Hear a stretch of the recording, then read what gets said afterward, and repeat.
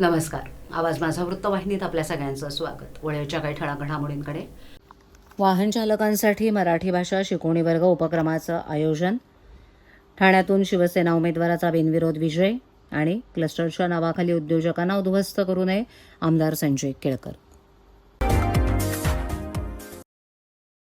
महाराष्ट्र शासन परिवहन विभाग, राज्य मराठी विकास संस्था, कोकण मराठी साहित्य परिषद आणि मुंबई मराठी साहित्य संघ यांच्या वतीनं सुरू करण्यात आलेल्या अमराठी भाषिक वाहन चालक यांस मराठी भाषा शिकवणी वर्ग उपक्रम पहिल्या प्रशिक्षण केंद्राचे ठाण्यातील नौपाडा येथील आदित्य प्रतिष्ठान आणि अभिनय कट्टा ठाणे येथे उपमुख्यमंत्री एकनाथ शिंदे यांच्या आदेशानं आणि परिवहन मंत्री प्रताप सरनाईक यांच्या सहकार्यानं अमराठी भाषिक वाहन चालक यांना मराठी भाषा शिकवणी वर्ग उपक्रम महाराष्ट्र माझा, मराठी माझी संवाद भाषा या मराठी प्रशिक्षण शिबिराचं आयोजन करण्यात आले.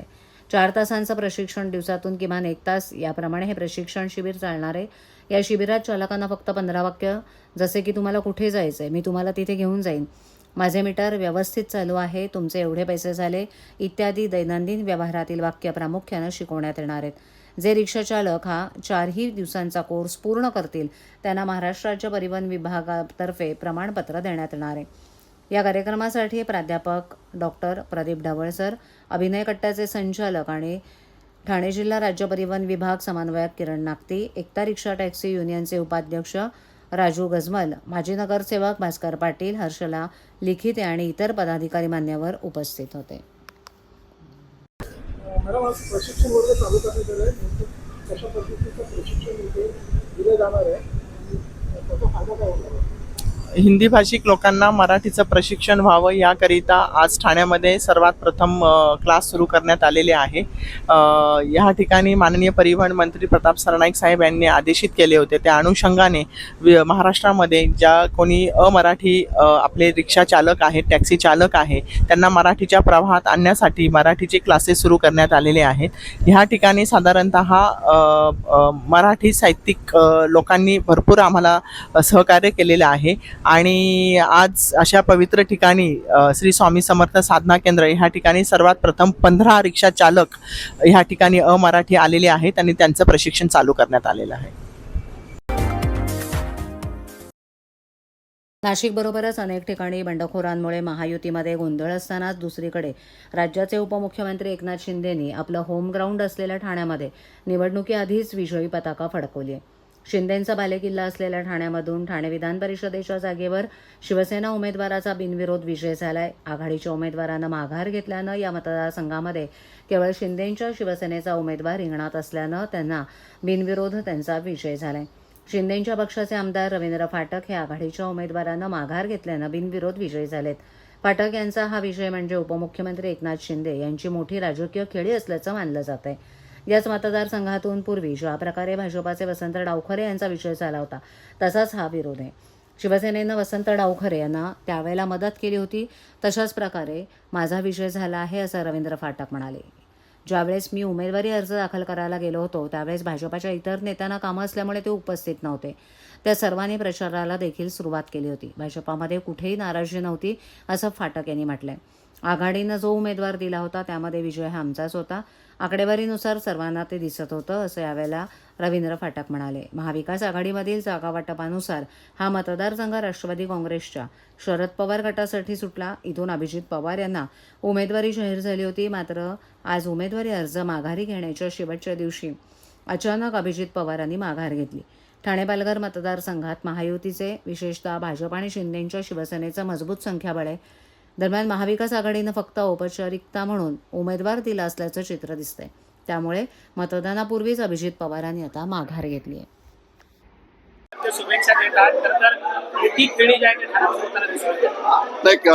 सन्माननीय आमचे मुख्य नेते शिंदे साहेब, त्याचबरोबर महाराष्ट्राचे मुख्यमंत्री देवेंद्र फडणवीस साहेब, त्याचबरोबर उपमुख्यमंत्री पवार मॅडम आणि ठाण्यामधले, पालघरमधले सर्व आमदार, खासदार सर्वांचं मनापासून मी अभिनंदन करतो. कारण त्याचबरोबर मला ही संधी शिंदे साहेबांच्या माध्यमातून मिळाली आणि मला वाटतं का महाविकास आघाडीचे जे उमेदवार आहेत किंवा महाविकास आघाडी बघा, आमच्याकडे विजयाचा महायुतीकडे 100% संख्याबळ होतं आणि त्या माध्यमातून हा विजय होणारच होता, याच्यात काही शंका नाही. आम्ही प्रचाराला पण सुरुवात केली होती. पण त्यांनी आज मागे घेऊन सहकार्य केल्याबद्दल धन्यवाद. परंतु महाविकास आघाडीचे जे उमेदवार होते अभिजित पवार यांनी वैयक्तिक कारण देऊन ते माघार घेतले. तर काल पण चर्चा होती की ते निवडणुकीला पूर्ण ताकदीने उतरणार आहेत आणि आज सकाळी ज्या पद्धतीने माघार घेतलेला आहे कसं पाहता कोणाच्या खेळीपुढे मोठी तुम्हाला या ठिकाणी विजय भेटेल असं याच्यात काही खेळी नाही. पराजय समोर दिसत असताना बघा महाविकास आघाडी संख्याबळच नाहीये आणि त्यामध्ये आमच्याकडे जे संख्याबळ आहे तर आमचा विजय नक्की असल्यामुळे महायुतीचा प्रश्न नाही. महायुतीचे नेते सर्व एकत्र काम करत होते आणि त्या माध्यमातून आपली प्लॅन व्यूहरचना चालू होती. शिंदे साहेबांच्या नेतृत्वाखाली आम्ही हे सगळं काम करत होतो आणि शिंदे साहेबांचं काम ठाण्यामध्ये 100% तुम्हाला माहित आहे तुमच्या माध्यमातून त्या माध्यमातून व्यूहरचना चालू होती. त्याला कुठेतरी यश आलं असं मी समजतो. ठाण्यामध्ये अनेक वेळा बिनविरोध झालेले आहे. पुन्हा एकदा बिनविरोध देखील पॅटर्न जो पुन्हा एकदा सुरू झालेला आहे. खरं तर नगरसेवक निवडणुकी आमदारकी निवडणुकीमध्ये देखील हे बिनविरोध आपण पाहायला भेटतो. बघा ठाण्यामध्ये सन्माननीय शिंदे साहेबांच्या नेतृत्वाखाली आम्ही राजकारण करत असतो आणि राजकारण करत असताना आपल्याला त्या दृष्टिकोन आम्ही करत असतो. महायुतीच्या याच्या आधी तरी विधान परिषदेमध्ये वसंत डावकरे साहेबांना पण 2 वेळा बिनविरोध महायुतीच्या माध्यमातून दिलं आहे. त्याच माध्यमातून संख्याबळ नसताना आम्ही तो विचार करून महायुतीने दिलेला आहे. तसाच विचार आता या टायमाला त्या महाविकास आघाडीने मला ही संधी दिली. आता बिनविरोध झालेला आहात अशी कुठली कामं आहे जी राहिलेली आहे की करायचं असं माझं तुमच्या मनामध्ये? बघा मी पहिला पण आमदार होतो. आमदारच्या माध्यमातून पालघर ठाण्यामध्ये काम करत होतो. ज्या ज्या प्रश्न माध्यमातून पालघरचे जे प्रश्न असतील नगरपालिका असेल नगर परिषद असेल जिल्हा परिषद असेल नगरपालिका महानगरपालिकेचे प्रश्न असतील तर महासभेच्या आपला अधिवेशनाच्या माध्यमातून लक्षवेधीच्या माध्यमातून प्रश्नाच्या माध्यमातून मार्गी लावायचा मी प्रयत्न करेन.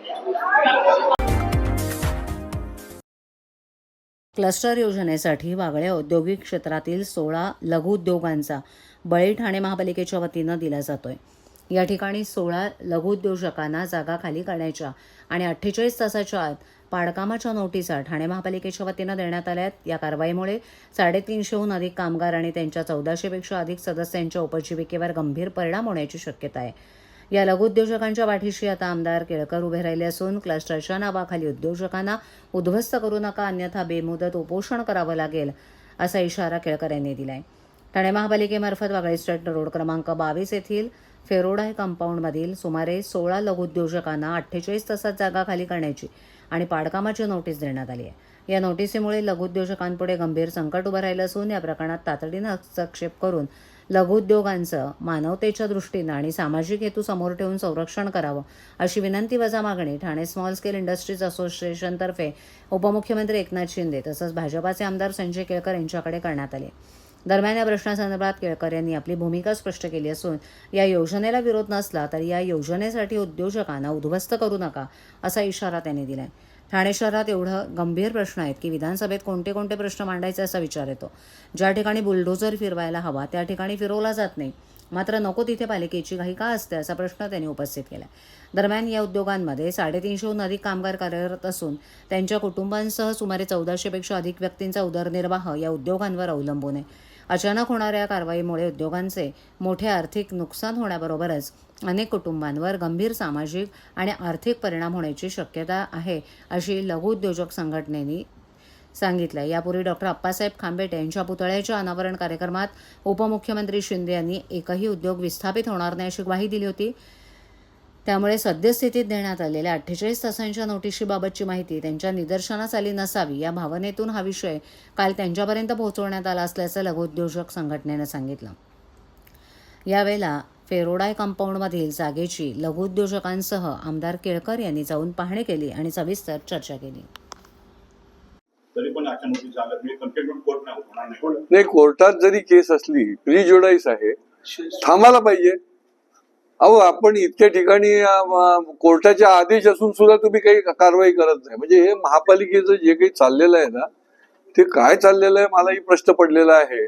आणि जिथे आदेश आहेत तिथे कारवाई नाही आणि जिथे कुठलेही काही आदेश नाहीत तिथे हे म्हणजे असे धावत सुटल्यासारखे कारवाई करायला तयार झालेत आणि क्लस्टरच्या करता. त्याच्यामुळे हे अन्यायकारक आहे, हे बेजबाबदारपणाचं लक्षण आहे. तुम्ही सुसंवाद करा, या उद्योजकांबरोबर बसून त्याच्यातला तोडगा काढा आणि त्याच्यानंतर जी क्लस्टर करता पाहिजे असलेली जागा आहे. यांनी तर वागळे इस्टेट मधल्या सगळ्याच इंडस्ट्रीला 75% इंडस्ट्रीला नोटिसा काढल्या. वागळे इस्टेट काही सगळं हे करणार आहेत, करायचंय का? उद्योग सगळे संपून टाकायचे आहेत का? हा देखील याच्यामध्ये प्रश्न पडलेला आहे. आणि त्याच्यामुळे आपण जर हे मागे घेतलं नाही तर ही मंडळी जी आहे ती या ठिकाणी बेमुदत धरणं करतील आणि आमचा पूर्ण पाठिंबा राहील. आम्ही देखील या उद्योजकांना न्याय मिळण्यासाठी या ठिकाणी उपस्थित राहू. शिवसेना पक्षाच्या राज्य संघटन प्रमुखपदी माजी खासदार आनंद परांजपे यांची नियुक्ती करण्यात आली आहे. शिवसेना मुख्य नेते तथा महाराष्ट्राचे उपमुख्यमंत्री एकनाथ शिंदे यांच्या आदेशानुसार ही नियुक्ती जाहीर करण्यात आली आहे. जारी करण्यात आलेल्या नियुक्तीपत्रानुसार आनंद परांजपे यांची राज्य संघटन प्रमुख म्हणून 1 वर्षाच्या कालावधीसाठी नियुक्ती करण्यात आली आहे.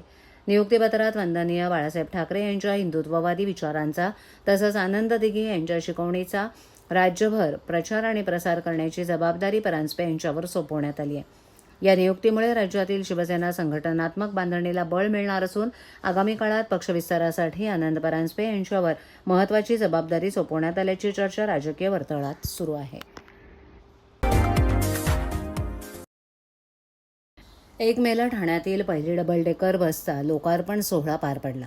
मात्र ठाण्यात कोपरी येथे चार्जिंग स्टेशन आहे. डबल डेकर बस ही दुसऱ्या कंपनीची असल्यामुळे ती त्या ठिकाणी चार्ज होऊ शकत नाही. या डबल डेकर बसकरता वेगळं चार्जिंग स्टेशन उभारण्याची गरज आहे. ही बाब खर्चिक असल्यानं तो खर्च कुणी करायचा हा प्रश्न आता निर्माण झाला आहे. डबल डेकर बस एकदा चार्ज केल्यावर ती 150 किलोमीटरपर्यंत प्रवास करते. बस पूर्ण चार्जिंग होण्यासाठी 3 तासाचा कालावधी लागतो. नवीन चार्जिंग स्टेशन उभारण्यासाठी खर्च मोठा असल्यानं हा खर्च नेमका कोणी करायचा हा प्रश्न आता उपस्थित झाला आहे. परिवहन विभागाकडून डेपोमध्ये जागेचा शोध देखील घेतला जातोय. भविष्यात ठाण्याच्या परिवहन सेवेत डबल डेकर बस आणखी 9 दाखल होणार आहेत. पण चार्जिंग स्टेशनच नसल्यानं त्या देखील लांबणीवर जाणार का हा प्रश्न निर्माण झाला आहे. सध्या ठाणे परिवहन सेवेत ज्या इलेक्ट्रिक बस आहेत त्या ओलेक्ट्रा कंपनीच्या आहेत. मात्र double decker bus Ashoka land कंपनीच्या आहेत. डबल डेकर बसचा फज्जा 1 महिन्यातच उडाल्यानं ठाणेकरांना डबल डेकर बसचा प्रवास कधी करायला मिळणार आणि पुन्हा ही बस ठाण्याच्या रस्त्यांवर कधी धावणार हे पाहणं महत्त्वाचं ठरणार आहे. सह्याद्री प्रतिष्ठान गेली अनेक वर्ष गड संवर्धनाचं काम करत असून गडाचं पावित्र्य आणि संवर्धन करत गडांची डागडुजी, बुरुज दुरुस्ती, महादरवाजे, तोफगाडे, स्वच्छता, जनजागृती करत असून या मोहिमेमध्ये हजारो दुर्गसेवक तन मन धन लावून काम करतायत. दुर्गसेवकांचे गडावर तसंच तेथील वास्तूवर लक्ष ठेवून तेथील वेळोवेळी गडकिल्ल्यांना नवसंजीवनी देण्याचं काम करतायत.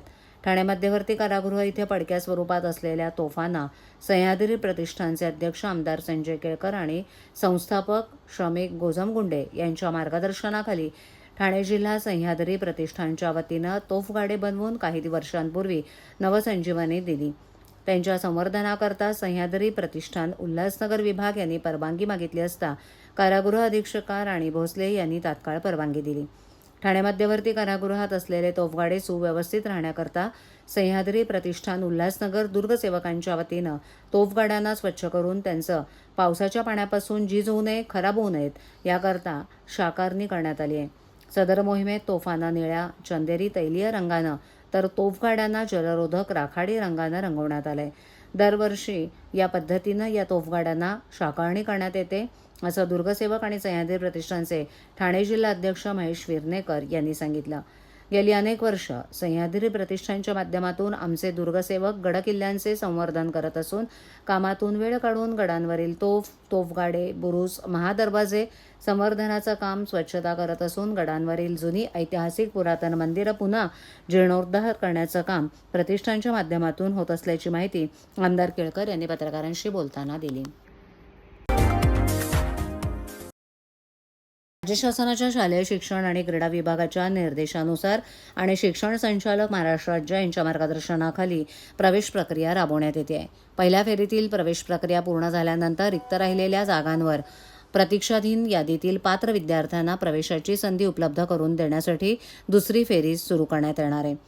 या फेरीमध्ये निवड झालेल्या विद्यार्थ्यांच्या पालकांनी आरटी प्रवेश पोर्टलवर उपलब्ध माहितीनुसार निश्चित कालावधीत संबंधित शाळेत आवश्यक कागदपत्रांसह उपस्थित राहून प्रवेश प्रक्रिया पूर्ण करावी. मुदतीत प्रवेश निश्चित न केल्यास संबंधित जागा पुढील पात्र विद्यार्थ्याला उपलब्ध करून दिली जाईल. पालकांनी प्रवेश प्रक्रियेसाठी आवश्यक असलेली कागदपत्र, निवासाचा पुरावा, जन्मनोंद प्रमाणपत्र, आधार कार्ड तसंच शासनानं निर्देशित केलेली इतर कागदपत्र तयार ठेवावीत. शिक्षणाचा अधिकार प्रत्येक बालकाचा मूलभूत हक्क आहे. RTE प्रवेश प्रक्रियेच्या माध्यमातून गुणवत्तापूर्ण शिक्षणाची संधी समाजातील वंचित आणि दुर्बल घटकांपर्यंत पोहोचते. प्रतीक्षाधीन यादीतील दुसऱ्या फेरीत निवड झालेल्या विद्यार्थ्यांच्या पालकांनी विहित मुदतीत प्रवेश प्रक्रिया पूर्ण करून या संधीचा लाभ घ्यावा असं आवाहन मुख्य कार्यकारी अधिकारी रणजित यादव यांनी केलं आहे.